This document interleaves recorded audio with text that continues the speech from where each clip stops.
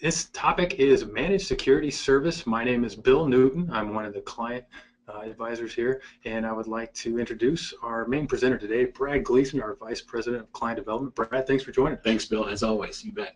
Let's get to the agenda because we've got a great presentation packed full of information for you. I want to leave some room for questions at the end. We're going to talk about why companies need security help, how a managed security service can meet that need or those needs, and what to look for in a managed security service provider.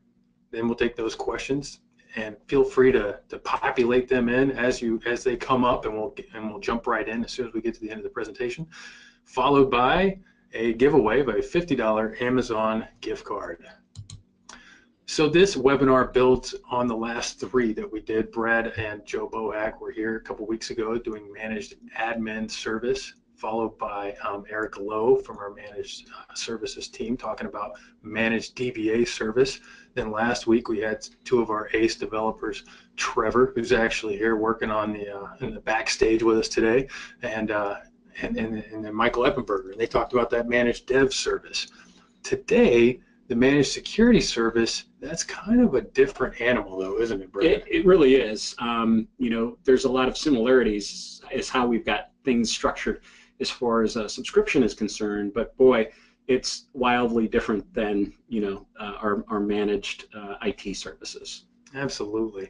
Let's dive into that first section of this, why companies need managed security help, or just security help in general. Yeah, you bet. Well, just like with managed services, so here's a big similarity, there's a huge talent shortage. We've mentioned that a couple of times. Yeah, well, and to take that point home, we actually did a HIMSS conference for healthcare just about a month and a half ago in Orlando, and we actually came out with some material that one of the departments, our marketing department, came up with, basically looking at the fact that right now we're sitting at about 500,000 folks short in the security sector from a quality and expertise standpoint, and that would rise to 2 million by 2020. Right. Okay.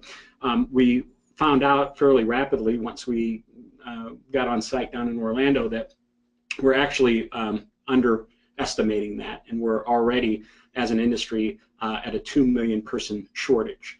And you know, that kind of drives the point home right there. I probably don't have to tell anybody who's been looking for help in the security field that, number one, extremely hard to find. If you can find them, be prepared to open up the pocketbook.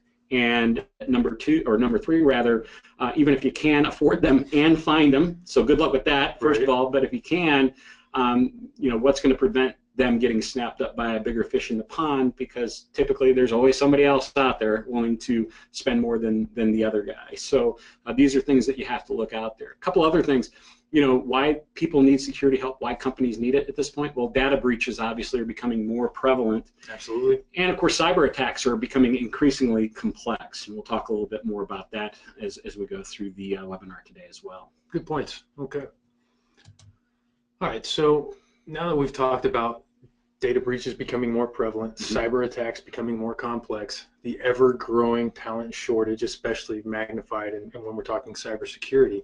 So how does managed security service, you know, meet those needs? Yeah, so you're filling gaps, just like we do on the managed services side on IT. The gaps here look a little bit different. The first gap, you need something to monitor, you know, your security situation, or, you know, secure your network. You need something to secure, you know, whatever you got cooking on your side of the pond. So there's the monitoring side. Then you need an analyst, so you need to analyze. Once you get done with the analyzation part, there's the investigation standpoint, and this is an area that kind of gets dropped quite a bit because people don't really care who and why. They're just looking at trying to get whatever happened resolved as fast as possible. The problem with that, and I go back to my history teacher back in high school telling me, and I'll never forget this lesson, those who don't learn history are damned to repeat it. So this is an important factor moving forward. And of course, the number one thing is incident response, so it's repair when something does happen. Unfortunately, if you're not utilizing some type of subscription service or you don't have that specialist on board, you know, typically you're going to want that repair done probably as fast as possible, Yeah. wouldn't you say? I would say ASAP works in there. Yeah. If you don't have that person on board, or you're not in a subscription plan, what's going to end up happening is you're going to have to go out and find that person, and you're going to pay through the nose to have that incident response happen and basically jump the queue with somebody else, given the shortages that exist in the industry. That's a great point. Yeah. So you look at, the gaps of monitoring your security, analyzing what that data finds, investigating the root cause, not just treating symptoms like Brad was talking about, and then of course the incident repair team. So we're talking about not just some gaps, but some pretty large roles that need to be filled there when you're discussing your security team and your security needs. Absolutely. So what about, that covers the gaps, but what about, an existing IT team? How do you look at a managed service as filling that need of extending your team? You bet. Yeah. So it really comes in just a few areas. Number one, you want to protect the brand. That's first and foremost, I think, on most people's mind. You want to secure the data, or I should say, defend the data at this point. Good point of clarification. You bet, because security is almost a misnomer in this industry at this point in time. It's really about defense, and so doing everything that you can to defend your data. So we'll go with that, and of course, unburden your team.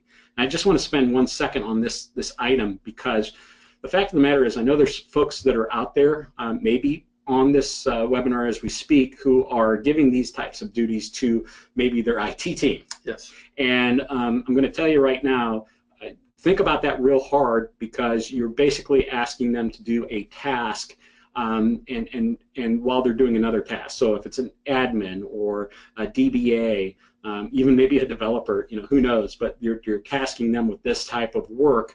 Well, you got to ask yourself, how good of work are they going to do on the managed IT side, and then how good are they going to do on the security side as well? So, unburdening your team means not burdening them with trying to have them do 2 jobs, and we'll kind of point out some of the gotchas when it comes to treating this as it should, being a full-time, job or position for each one of these items that we're talking about today.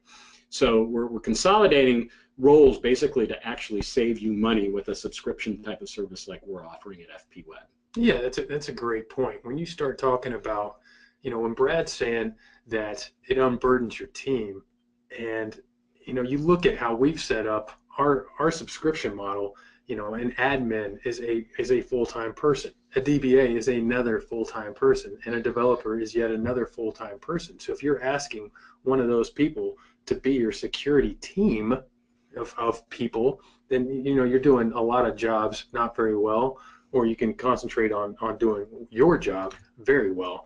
Right, and we're going to talk a little bit about what each of these things are, what each of these roles are actually doing a little bit further along here. Exactly, but and when he says consolidating the roles to save money, you're talking about bringing in a team to add to yours, and therefore you've consolidated the amount of people that you would need to hire. So yeah, that makes sense.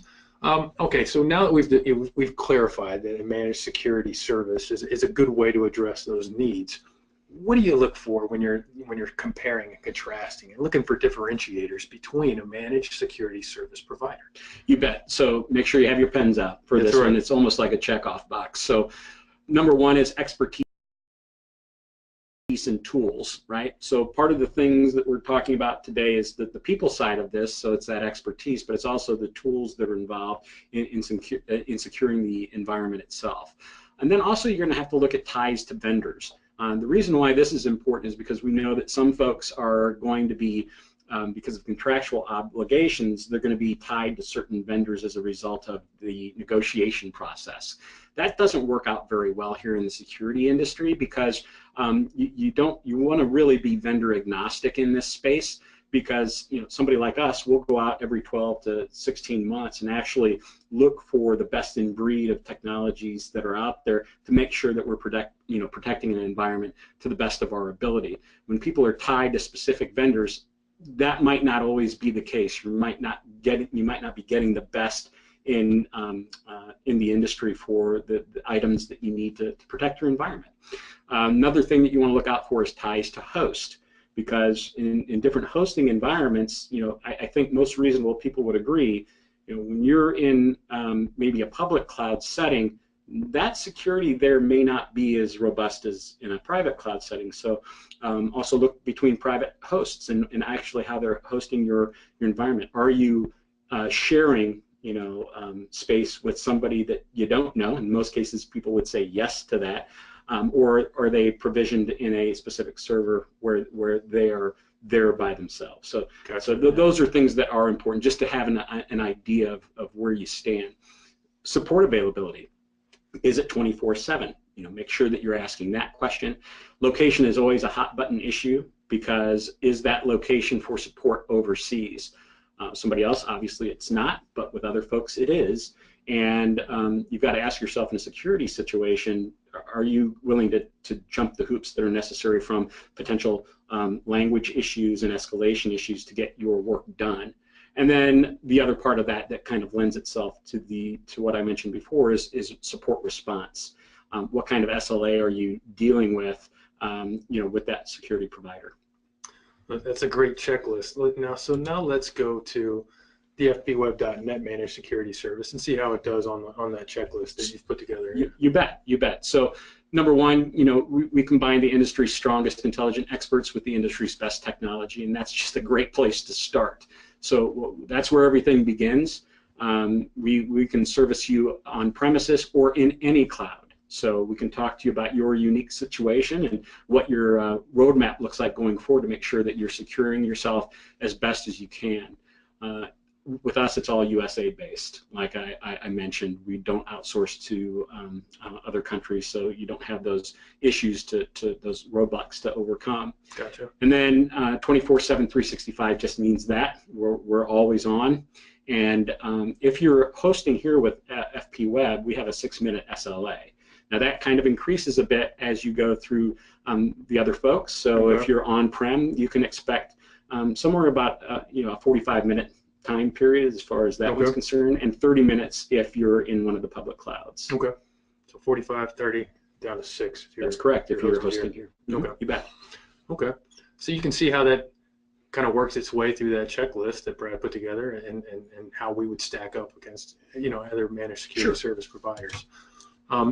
Now at Fpweb.net, so obviously with managed services, we build upon that managed admin plan. So then next comes the managed DBA plan that includes the admin. Then you got the developer that includes both of those. How do we break up?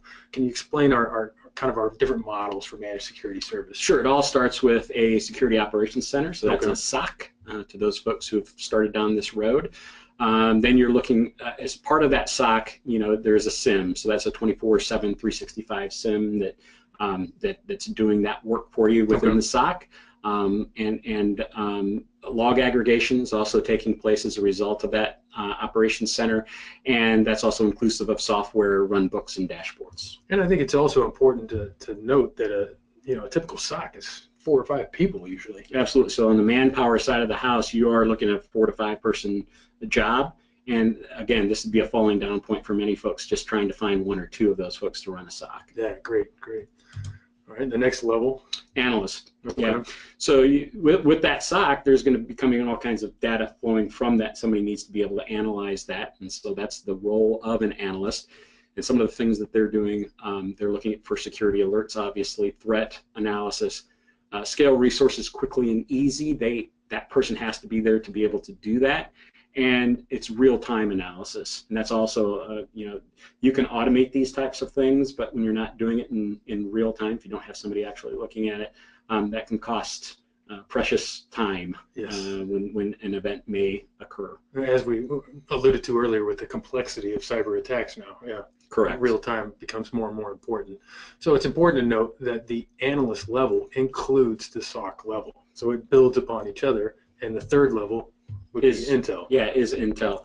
So the duties that somebody in intelligence is going to be taking on is attacker techniques, tactics, and procedures. These are TTPs. Okay.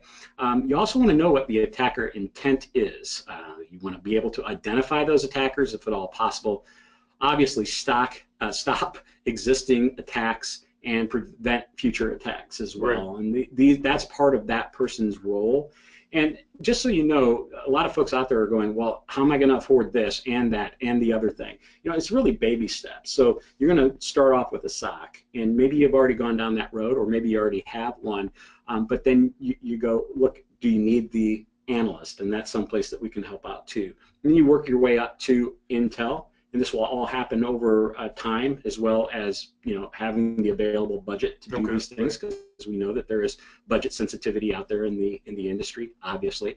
So this is our third stop, and then we have one more that we want to talk about, and that's incident response. And of course, there's a lot of different duties that this person's going to do. It's inclusive of forensics analysis, exploit analysis, rapid containment, threat removal.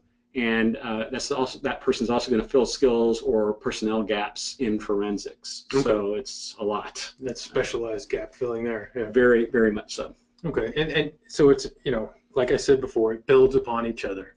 So the incident response team includes the intel, includes the analysis, and includes the SOC. Correct. Yeah. Mm-hmm. Okay. All right, so you can find out all about our 4 levels of managed security service on our security company's website. So I've got that up on the screen now, and it's uscybervault.com/managed-security-services. Or you can contact Brad here and go over your special unique needs and start working up a plan, a needs analysis, and taking a deep dive into what your security services, you know, managed would look like for your situation.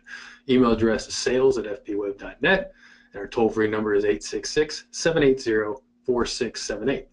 Now, I'd like to go off the menu a little bit, talk about some of the other security services that Fpweb can provide besides a subscription.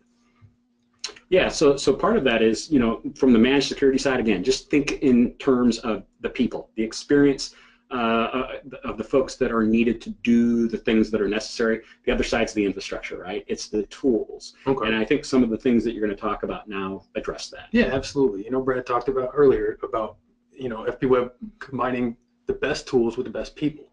And so that's what this blend is. So we've talked about the people, now we're talking about the tools. Some of those tools include secure VDI. VDI is virtual desktop infrastructure. Some people call it virtual desktop instance, but it works on any device. It encrypts all traffic, and it allows users to log in securely from any remote location, and it significantly mitigates your security risk by being 100% contained inside your protected network. So another one would be our Cyber Shield. So that includes next-gen firewalls, advanced malware protection, and machine learning threat intelligence. We also offer the Cloud Vault. It's a hardened security implemented at every layer. It's military-grade encryption, and it offers unparalleled speed of threat detection. We also offer big data security, where you can protect big data with proven tools and 24/7 managed security. You can find out a lot more about this at www.Fpweb.net/cyber-security. Another one we do is penetration testing. Now, pen testing is kind of the entry point for most of these tools. Correct. Yeah. Correct. Yeah, I mean, this is an array of dynamic and static analysis tools, same methodologies as hackers. You know, it's rigorous, intuitive manual testing. Yeah. And it really just understands, again, you know, what you're vulnerable for, and basically will let you know where things stand. So you get a report after that. And it's kind of a jumping off point that, you know, all right, now that we've looked at even where the holes are, you know, here's the best way to go forward defending your brand and your data. Yeah. We also do endpoint protection, so we're talking about, you know, the phones and every device that could possibly be a breach. And so that offers 24/7, 365 monitoring of all traffic and scheduled scans. It detects rapidly mutating malware and zero-day threats. It stops malicious files designed to appear legitimate. Absolutely. We also do cloud security consulting, isn't that right? Absolutely. You know, cloud governance, risk, and compliance consulting services help design and calibrate your security operations. Cloud security consultants work with your cloud security team to implement proper InfoSec measures and cloud platform and security tool agnostics. So, yeah, you know, these are the things that are going to be important to you as you move forward through this, you know, through this arena. Okay. We also have one more. It's called Secure Cloud Computing, where you do secure cloud access and storage for businesses, and we do secure cloud computing infrastructure tools, personnel, and processes. We have default SSL and TLS and self-encrypting drives, those SEDs available as well. So yep, you bet. Get into all that and custom make it for your situation. Correct. Let's get into some questions. Looks like the first one here that Trevor's fielded from our field would be: is infrastructure included with the SOC? Yeah. So basically, what you're going to get here is your own global security operations center, security engineers, manager, and tools delivered cost effectively as a service. Okay. It also extends your existing SOC engineers and analysts with our security operations center software, runbooks, and dashboards. There's no need to hire staff or no need to buy software. It's just your own next-gen security operations center. Yeah. Trevor, looks like the next question for Brad that I'll give to you is the cost. Yeah, so we always get this one, right? Yep. And no big surprise. So the SOC itself is very affordably priced at $34.95 per month, and I just want to make sure that you understand this is the Secure Operations Center and the personnel to be able to go through this, and usually 4 to 5 team members. So this is at $34.95 per month. If anybody goes out there and tries to price through this themselves, they'll understand that they're not even going to get 10% into the hardware that it's going to need, that you're going to need. So we feel that this is very affordable for folks that are out there. When it comes to analysts, you're looking at $69.95 per month, but that also includes the SOC. And then Intel moves you up the food chain, obviously $495 per month, including the analyst and the SOC at that point. And then incident response of any of those, we're going to do it an hourly rate. So that's on-prem is going to be about $550 an hour. AWS is $500 an hour. Armor would be $450 an hour, and through our company, US Cyber Vault, $375 an hour. Okay, so that's tacking on incident response to one of the lower tier plans, SOC, analyst, or Intel, and just paying for incident response as needed. That is correct. Okay, yeah. But you can also add incident response as the fourth level of the subscription plan. Yes, absolutely. So in that sense, you get on-prem for $25,995 per month. Okay, always there. AWS is $23,495 per month. With Armor, that's $21,995 per month, and through, again, US Cyber Vault, that's going to be $18,995 per month. Okay, you can see how the pricing gets better as you get closer to where the right. security lives. And here's the thing: when it comes to that, and obviously that you're going to get a much lower decrease rate with the Cyber Vaults, because when you start off with best in breed, you're going to have there's going to be a lot less opportunity for instances to occur. All right, let's see. How many hours are included? Yeah, so subscription not depreciating bank of hours that needs to be refilled. So there's that, and then you get to also, I think we've got a question regarding certifications. So just so you understand where we're coming from a certification standpoint, we're ITAR, FedRAMP, SSAE 16. EU Privacy Shield, CSA, High Trust, HIPAA, PCI, and of course SOX. Yeah, so that covers the gamut of those international certifications, and as well as the healthcare and business world regulations. You bet. You bet. Okay. Let's see. Are these SOC log aggregation and SIM products logging, are they similar? So I guess we're talking about the